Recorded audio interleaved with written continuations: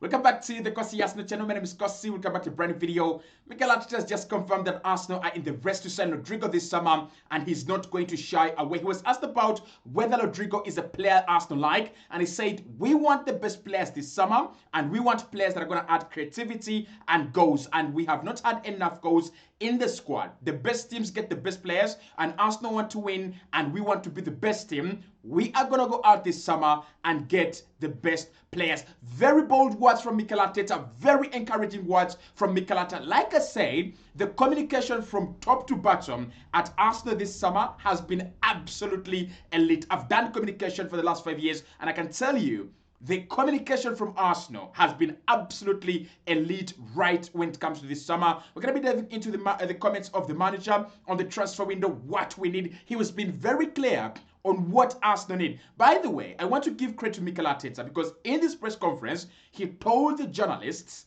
we lacked creativity. We're going to be diving into all that. He talked about Andre Bata and what Andre Bata is expected of at Arsenal, especially this summer. He gave us an update on Kai Havertz. He gave us an update on William Saliba and Julian Timber. And I'll be happy to let you know about all that in this video. So let's get into it. First, Mikel Arteta was asked about Rodrygo, whether Arsenal are in the conversation to sign Rodrygo. And this was his reply. He said, if you want to win major trophies, which we want to, you have to be the best in the market.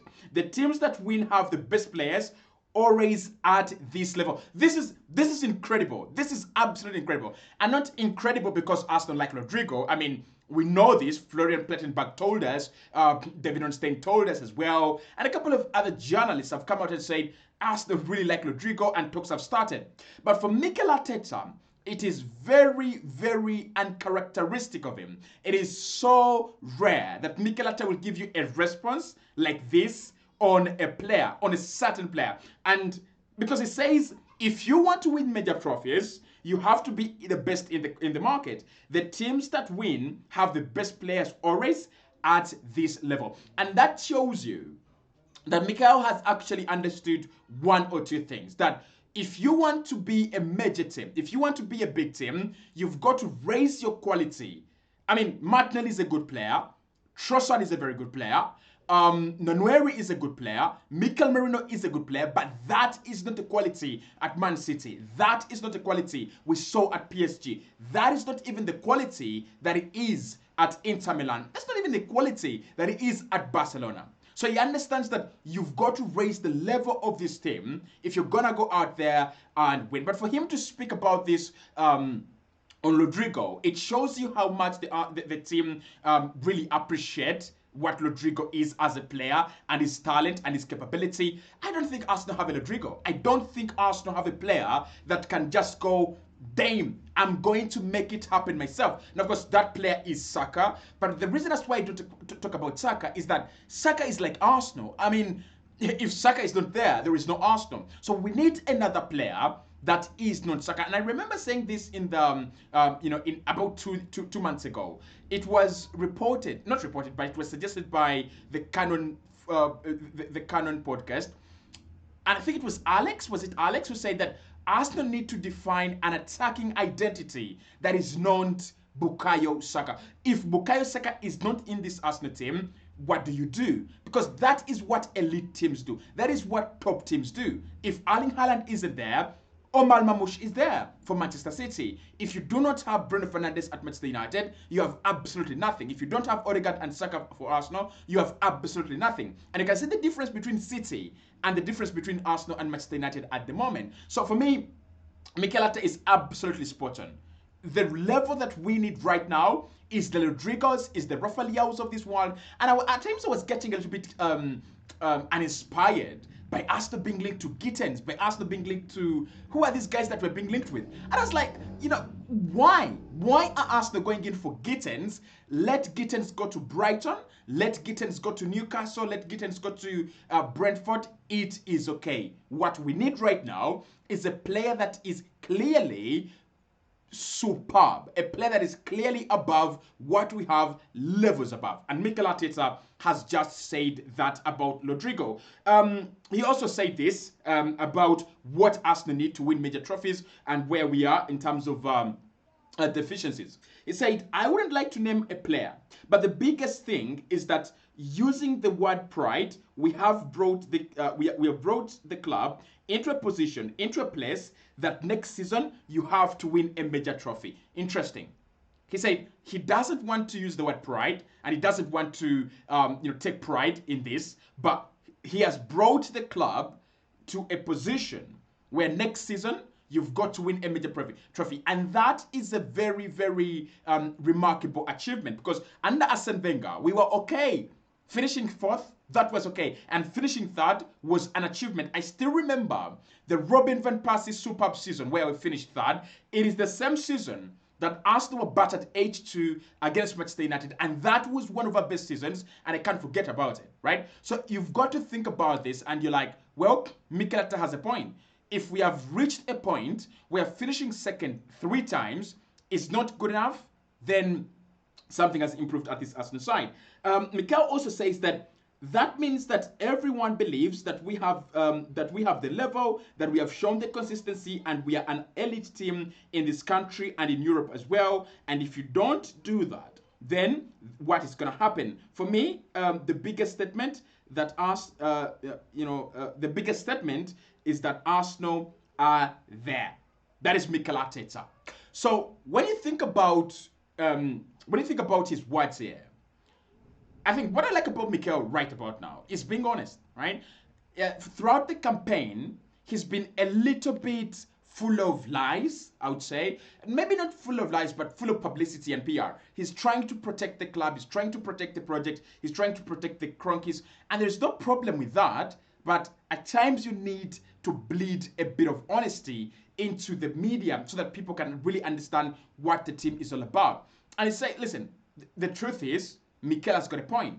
For us to be at a point where finishing second is unacceptable, 6 years in, I mean, think about Arsenal under Unai Emery. Think about Arsenal under Arsene Wenger. Was finishing second something bad? In 2009, 2010, 11, 12, 13, was it something bad? It wasn't. It was an achievement. So we've got to a level. But Mikel says that you've got to go and get the best players now. You've got to go and get the best talent out there, because if you don't, what's going to happen is you're going to have a regurgitation of the season and the season before that before you decline. And we know that this Arsenal team has peaked. That's the truth. Because you look at Odegaard, you look at Rice, these guys are playing their best football. So it's either you surround them with better players, elite players, or you actually lose everything. You lose the 700 million euros that you have spent on this team. But there is one quote that he actually made, and I really, really liked it. And it was about what Arsenal have been missing, or what Arsenal have missed this campaign. He talked about the goals. He also talked about the creativity. And I want to find it for you because it is so key in terms of what Arsenal have to do this summer.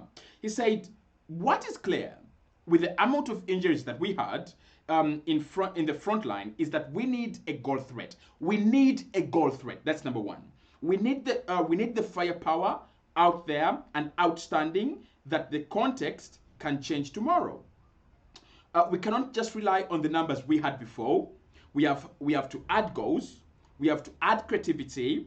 We have to add numbers, and that will be in different positions. If this is not an indication of what Arsenal are trying to do, then I am blind, you're blind, and whoever is listening to this is definitely deaf, right? I think Mikel has realized what Arsenal are lacking. And I remember saying that, where is the creativity in this team? Declan Rice doesn't create enough. Odegaard doesn't create enough. Where is the creativity in this team? And to be fair to Mikel Arteta, you might not have him go out there and sign a number 10 because he's got Odegaard, he's got Matheus Zubimendi, Partey, and Kai Havertz, and Mikel Merino, and Declan Rice. He's got 6 midfielders that deserve to start every single game. So he might not go out there to get a number 10, but you might add creativity to this team if you add a very good number 9 that is going to unlock the creativity levels in Odegaard, the creativity levels in Saka, that is going to bury more of the chances this team is creating. And then you have to get it right when it comes to the left winger, because Arsenal don't have a lot of wiggle room in terms of adding new players. You're not replacing Saka, and you're not replacing Odegaard, and you're not replacing Declan Rice. So what is left for you is to get a good creative left winger and a good number 9 that can bury the chances that will be created. So what I like about this one is Mikel has a clear picture, and everyone in Arsenal, they have a clear picture. Delusion has stopped. He says we need to add goals and we need to have a clear goal threat, because that is something we have not had all season. Bloody hell, Arsenal have been boring in terms of the only excitement and the only moments of tension you get is when Arsenal are out of possession, and maybe a club like Newcastle with the likes of Alexander Isak and Gordon and Jacob Murphy, are attacking us. There is a lot of tension there because they've got the quality in the midfield. Tonali alongside Bruno Guimaraes, and then of course you've got whoever is there. At times Joe Linton, at times Joe Willock, whoever.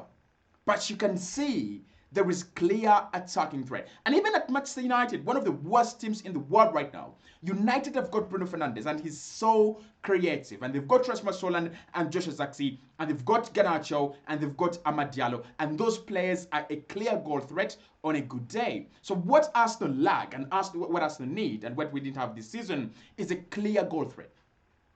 You don't have a number 9. You have a docile left wing, and then Saka is injured. So literally the forward line is dead. And I hope Arsenal work on this. I hope Arsenal get it right. We shouldn't care about, if we spend £65 million on Kai Havertz, our next striker should be 60 to 100 million. Because for me, Kai is good, but we should bring in someone better. We shouldn't care about the money. We shouldn't care about all these other useless reasons. If the guy can put the ball in the back of the net and the guy can be trusted by Mikel Arteta, go and get him. With creativity, I think, guys, honestly, I don't know whether signing a left winger like Rodrygo would actually make that right, but I pray it does. Because the creativity in this team, at times I'm like, do we have talented players here? But it also has a bit to do with Mikel Arteta and his fear of losing the ball. He wants to keep it, safe.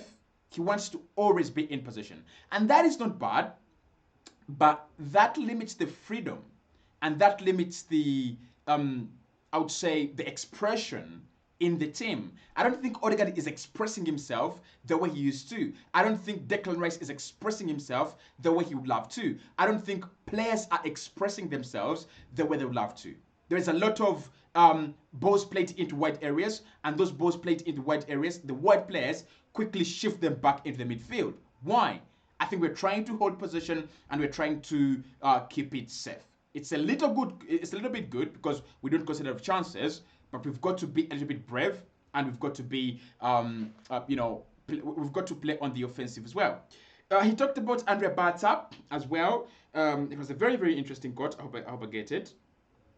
On Andre Bata. Yeah, on Andre Bata's role this summer, he said, I think he's going to be a big contributor with his experience, and the fact that he's already won in very difficult contexts, and the way he's built teams is exceptional. I think we have to share the responsibility, and Andre is going to be a key part to driving the plans and the ideas. We have to try to execute them, and we are happy to support him. This was reported yesterday by Code of Side that Andre Bata is seen as a top guy at Arsenal, and he's going to be he's going to lead a revolution at the club. Arsenal want a complete revolution. They want Andre Bata to come in and give them something different. So I'm not surprised that Mikel Arteta trusts him this much. And I think he's got the pedigree. He's got the credit in the bank, honestly.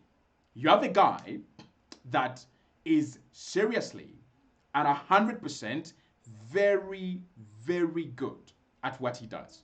You have a guy that has got experience in what he does, and you have a guy that is a no-nonsense man. People call him Magic Bata, right? Magic Andrea in Italy, because he makes deals happen. So for Arsenal, we are absolutely lucky.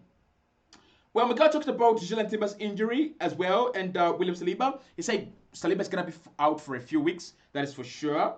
And then on Julian Timber, he said we don't know yet when he's going to be coming back. It will depend on how the recovery goes. It will be weeks, but we don't exactly know how much of the weeks are going to be happening. But the season is over. The guys have enough time to clear up, and then we can get back to normal next season. On Thomas Partey's future, he said there is some question marks on a few of them, so we'll have to wait and see. Still, we have another Premier League match to play on Sunday, and after that, we have some time to sit down, finalize a few things that have to be done. In regards to Thomas, I think his consistency, or in terms of consistency-wise, has been his best season.